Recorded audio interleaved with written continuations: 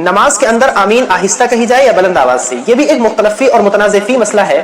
اس مسئلے کو لے کر احناف اہل سنت والجماعت کا یہ ماننا ہے کہ آمین بالسر یعنی آہستہ آواز سے آمین کہنا یہ سنت ہے، بلند آواز سے آمین کہنا درست نہیں، مکروہ ہے.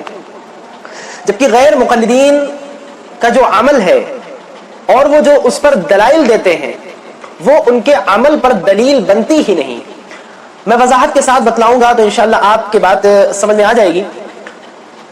احناف کا ماننا ہے کہ آمین بالسر کہی جائے، نماز کے اندر آہستہ آمین کہی جائے.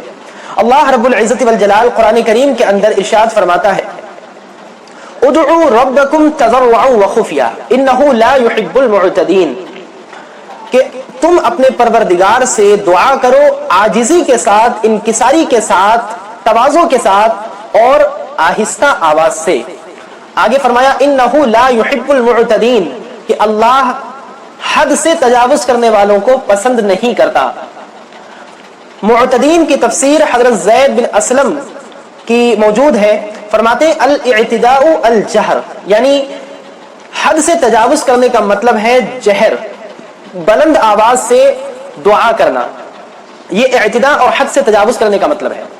اب آئیے بخاری شریف میں ایک روایت آئی ہے اور عطا آمین دعاؤن، کہ آمین ایک دعا ہے. یہ جلد اول صفحہ نمبر 107 کی ہے کہ آمین ایک دعا ہے. اور دعا کس طرح مانگنی چاہیے؟ اللہ تعالیٰ نے وہ طریقہ بتلا دیا، ادعوا ربکم تضرعا وخفیا، آہستہ آواز سے مانگنی چاہیے. دوسری آیت سورہ اعراف کی آیت نمبر 205 اللہ فرماتا ہے وَاذْكُرْ رَبَّكَ فِي نَفْسِكَ تَضَرُّعًا وَخِيفَةً وَدُونَ الْجَهْرِ مِنَ الْقَوْلِ، کہ اپنے پروردگار کا نام لو اپنے جی میں، تواضع کے ساتھ، آہستہ آواز کے ساتھ، بلند آواز کیے بغیر. حضرت وائل بن حجر رضی اللہ تعالی عنہ سے ایک حدیث مروی ہے. یہ حدیث مسند احمد کے اندر بھی موجود ہے، دارقطنی کے اندر بھی روایت کی گئی ہے. وائل بن حجر رضی اللہ تعالی عنہ فرماتے ہیں صلی بنا رسول اللہ صلی اللہ علیہ وسلم، کہ ہم کو نبی کریم صلی اللہ علیہ وسلم نے نماز پڑھائی. فلما قرأ غیر المغضوب علیہم ولا الضالین قال آمین واخفى بها، تو آپ نے جب غیر المغضوب علیہم ولا الضالین پڑھی اس کے بعد جب آمین کہی تو آمین آہستہ کہی. یہ حدیث بالکل صحیح ہے.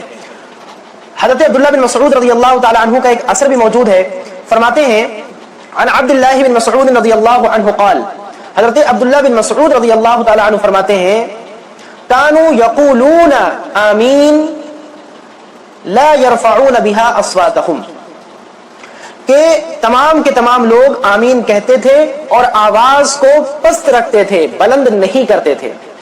اس کے علاوہ جو غیر مقلدین دلائل دیتے ہیں تو ان کا عمل دیکھا جائے گا. ان کا عمل کیا ہے کہ وہ 5 نمازوں میں سے 6 رکعت میں بلند آواز سے آمین کہتے ہیں، فجر کی 2 رکعت میں، مغرب کی 2 رکعت میں، عشاء کی 2 رکعت میں.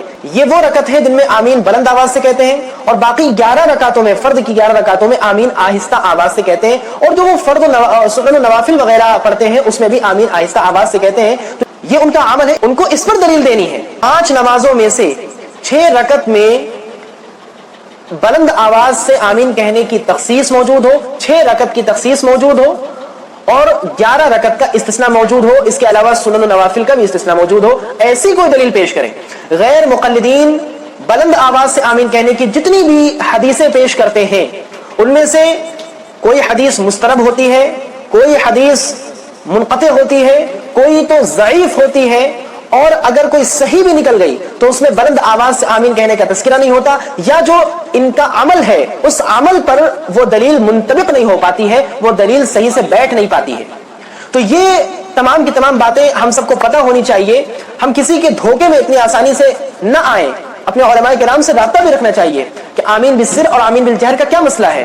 تو بلند آواز سے آمین کہنے کی جو جتنے بھی دلائل یہ دیتے ہیں، میں آپ سے عرض کرنا چاہتا ہوں کہ خلفائے راشدین میں سے کسی بھی خلیفہ راشد سے آمین بالجہر ثابت نہیں ہے. حضرت ابو ہریرہ کو فرماتے ہیں کہ آمین بالجہر کا رواج ختم ہو چکا تھا. تو بھائی آمین بالسر یہ سنت ہے، قرآن اور حدیث کی روح سے بالکل صراحت کے ساتھ ثابت ہے.